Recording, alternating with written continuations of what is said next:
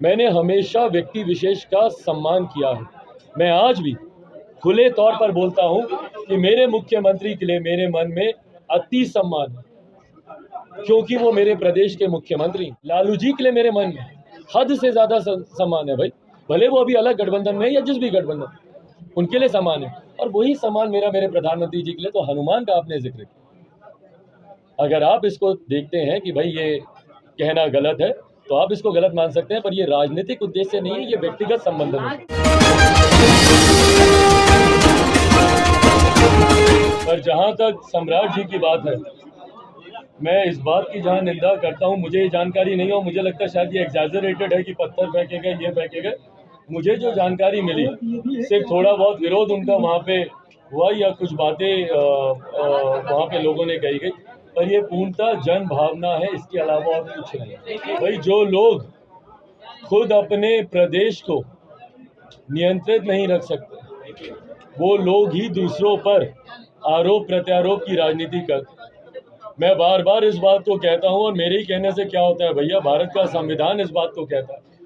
Federal structure, Bharat का जो संघीय ढांचा है, वो पूर्णतः लॉ एंड ऑर्डर को, कानून व्यवस्था को राज्य सरकार के अंतर्गत देता है। राज्य सरकार की विषय सूची में ये आता है। ऐसे में आपके राज्य में अमन और शांति कैसे कायम हो, ये पूरी तरीके से राज्य सरकार की जिम्मेदारी है, जिसमें पूर्णतः महागठबंधन की सरकार और हमारे गृह मंत्री मुख्यमंत्री नीतीश कुमार जी पूरी तरीके से विफल रहे हैं, जो खुद अपने गृह जिले को सुरक्षित नहीं रख पाए।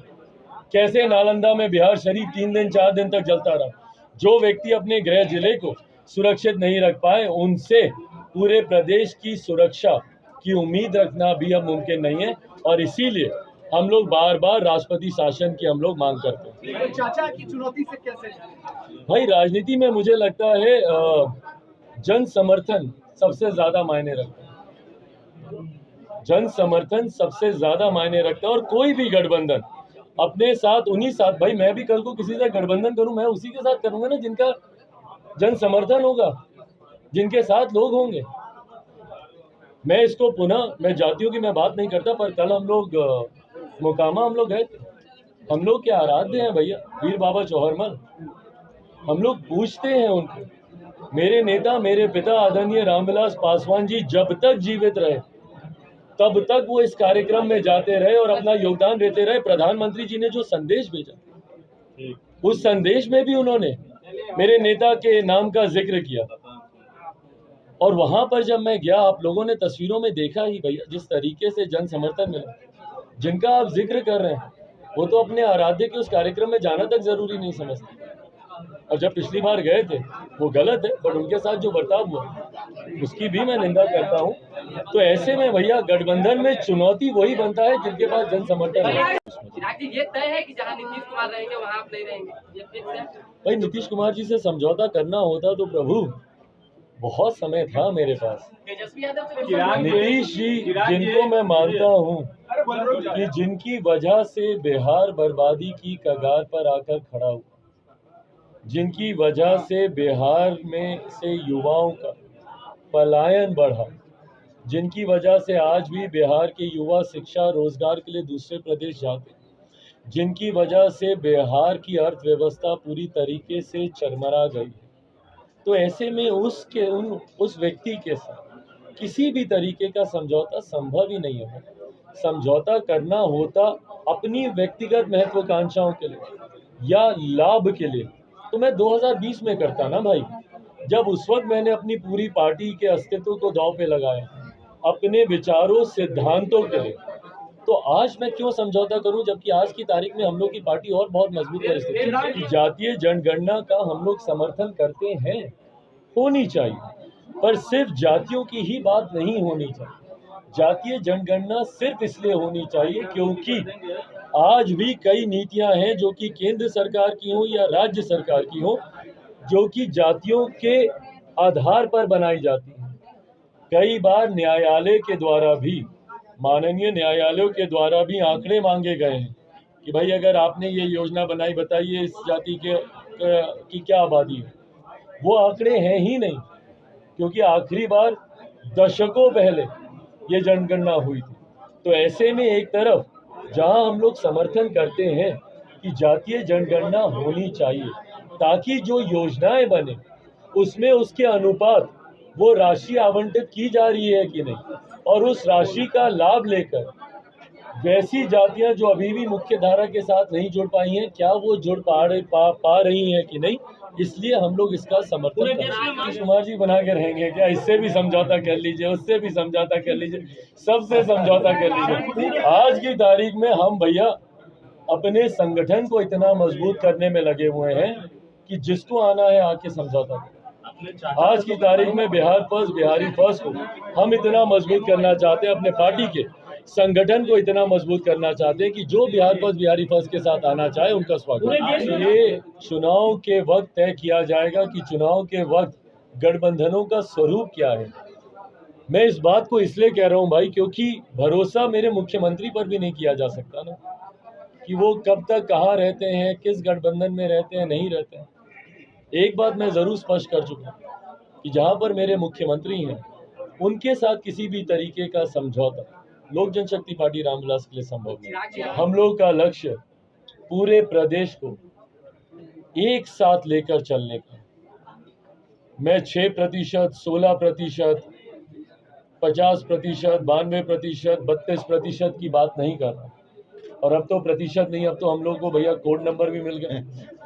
तो मैं कोई 121वें की बात नहीं कर रहा, 171वें की बात नहीं कर रहा, 79, 80, 90 की बात नहीं कर रहा, मैं 13 करोड़ बिहारियों की बात कर रहा। और तभी विकसित प्रदेश बनेगा जब हम लोग कोड नंबर से उठकर, जातियों से उठकर, सांप्रदायों से उठकर हम लोग सबको साथ लेकर चलने की बात करेंगे। उसी उद्देश्य के साथ बिहार फर्स्ट, बिहारी फर्स्ट का निर्माण भी हुआ था, और अब उसको कैसे हम लोग घर घर तक पहुंचाएं, ये आज प्रदेश कार्यकारिणी की बैठक में इसकी चर्चा हुई। आने वाले दिनों में कई और ऐसी बैठकें होंगी। मेरे पिता जब बीमारी की हालत में थे, जब वो ऐसी परिस्थिति में थे जब वो बोल चल नहीं सकते, जब वो वेंटिलेटर पे थे, उस वक्त कोई एक व्यक्ति जो मजबूती से हमारे साथ खड़ा था, वो आज हमारे देश के प्रधानमंत्री आदरणीय नरेंद्र मोदी जी। उस वक्त ना बिहार के मुख्यमंत्री को चिंता थी, फोन तक कर उन्होंने मेरे पिता का हालचाल जानना जरूरी नहीं समझा। बिहार के जितने और नेता हैं उन लोगों ने हालचाल जानना जरूरी नहीं समझा, परिवार के कई सदस्यों ने आकर उनको देखना तक जरूरी नहीं समझा। ऐसे में कोई एक व्यक्ति जो दिन रात और दिन में 2-2 बार समय पूछेंगे, मैं समय भी बताता हूँ। सुबह ठीक 8:30 बजे मेरे मोबाइल का फोन बजता था, सुबह ठीक 8:30 प्रधानमंत्री जी खुद फोन पर होते थे, और रात में लगभग 10:30 बजे, कभी 11:30 बजे, कभी 8:45 बजे शाम का आगे पीछे होता था। दिन में 2 बार निरंतरता में 40-45 दिन उनका फोन हमको आता।